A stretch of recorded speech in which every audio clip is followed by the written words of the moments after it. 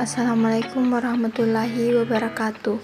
Perkenalkan, nama saya Siti Nurhalisya dengan NIM 220404502004 dari kelas A, Prodi Bimbingan dan Konseling, Fakultas Ilmu Pendidikan, Universitas Negeri Makassar. Topik yang akan saya bahas adalah perkembangan remaja. Masa perkembangan remaja merupakan masa perkembangan setelah masa anak-anak dan menuju masa dewasa yang meliputi perkembangan fisik, kognitif, emosi, sosial, dan moral. Atau periode perkembangan transisi dari masa anak-anak hingga masa awal dewasa. Periode ini bukan hanya ditandai dengan perubahan fisik dan fungsi organ seks yang meningkat, tapi juga pencapaian kemandirian dan identitas yang menonjol. Pemikiran mereka menjadi semakin logis, abstrak, dan idealistis. Batas usia masa perkembangan remaja. Periode masa remaja kiranya dapat didefinisikan secara umum sebagai suatu periode dalam perkembangan yang dijalani seseorang yang terbentang semenjak berakhirnya masa kanak-kanaknya sampai datangnya masa dewasanya. Batas umur remaja menurut Kartono 1990 dibagi 3, yaitu yang pertama remaja awal pada usia 12-15 tahun. Pada masa ini remaja mengalami perubahan jasmani yang sangat pesat dan perkembangan intelektual yang sangat intensif, sehingga minat anak pada dunia luar sangat besar, dan pada saat ini remaja tidak mau dianggap kanak-kanak lagi, namun belum bisa meninggalkan pola kekanak-kanakannya.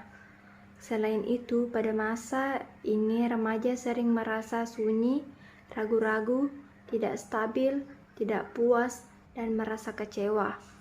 Yang kedua, remaja pertengahan, usia 15-18 tahun. Kepribadian remaja pada masa ini masih kekanak-kanakan, tetapi pada masa remaja ini timbul unsur baru, yaitu kesadaran akan kepribadian dan kehidupan sendiri. Remaja mulai menentukan nilai-nilai tertentu dan melakukan perenungan terhadap pemikiran filosofis dan etis. Yang ketiga, remaja akhir usia 18-21 tahun. Pada masa ini, remaja sudah mantap dan stabil. Remaja sudah mengenal dirinya dan ingin hidup dengan pola hidup yang digariskan sendiri dengan keberanian. Remaja mulai memahami arah hidupnya dan menyadari tujuan hidupnya.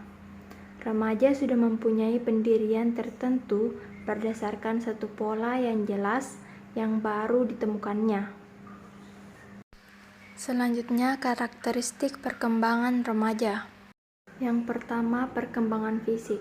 Yang dimaksud dengan perkembangan fisik adalah perubahan-perubahan pada tubuh, otak, kapasitas sensorik, dan keterampilan motorik.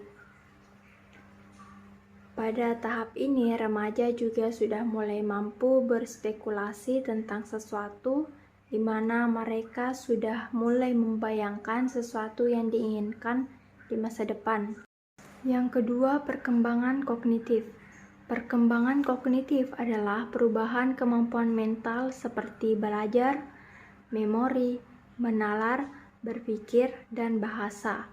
Piaget mengemukakan bahwa pada masa remaja terjadi kematangan kognitif, yaitu interaksi dari struktur otak yang telah sempurna dan lingkungan sosial yang semakin luas untuk eksperimentasi memungkinkan remaja untuk berpikir abstrak. Piaget menyebut bahwa tahap perkembangan kognitif ini sebagai tahap operasi formal. Yang ketiga, perkembangan emosi. Emosi adalah suatu keadaan kejiwaan yang mewarnai tingkah laku. Emosi dapat juga diartikan sebagai suatu reaksi psikologis yang ditampilkan dalam bentuk tingkah laku seperti gembira, bahagia, sedih, berani, takut, dan lain-lain. Biasanya emosi muncul dalam bentuk luapan perasaan dan surut dalam waktu yang singkat. Hattersley 1985 merumuskan pengertian emosi sebagai situasi psikologis yang merupakan pengalaman subjektif yang dapat dilihat dari reaksi wajah dan tubuh.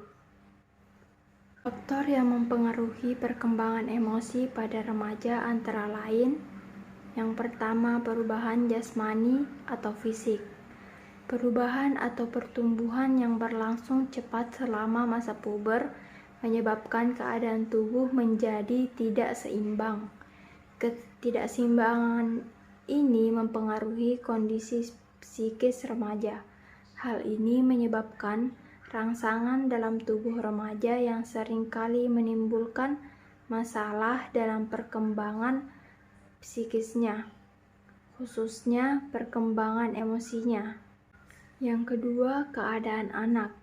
Keadaan individu pada anak, misalnya cacat tubuh ataupun kekurangan pada diri anak, akan sangat mempengaruhi perkembangan emosionalnya.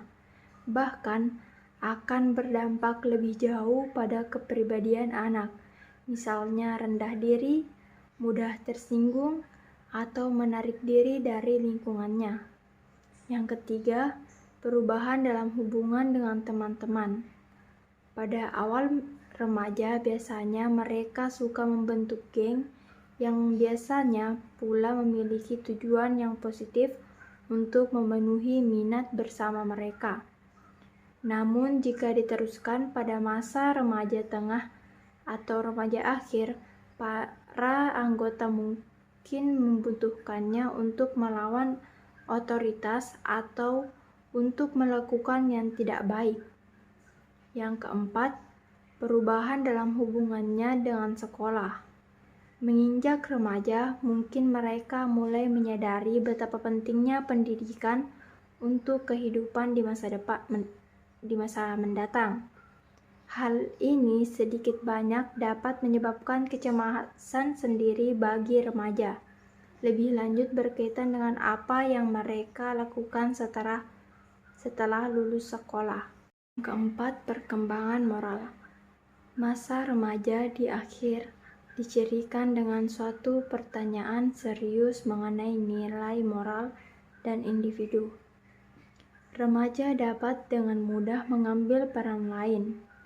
Mereka memahami tugas dan kewajiban berdasarkan hak timbal balik dengan orang lain, dan juga memahami konsep peradilan yang tampak dalam penetapan hukuman terhadap kesalahan dan perbaikan atau penggantian apa yang telah dirusak akibat tindakan yang salah. Namun demikian, mereka mempertanyakan peraturan moral yang telah ditetapkan, sering sebagai akibat dari observasi remaja bahwa suatu peraturan secara verbal berasal dari orang dewasa, tetapi mereka tidak mematuhi peraturan tersebut. Yang kelima dan yang terakhir, perkembangan sosial. Untuk memperoleh kematangan penuh, remaja harus membebaskan diri mereka dari dominasi keluarga dan menetapkan sebuah identitas yang mandiri dari wewenang orang tua.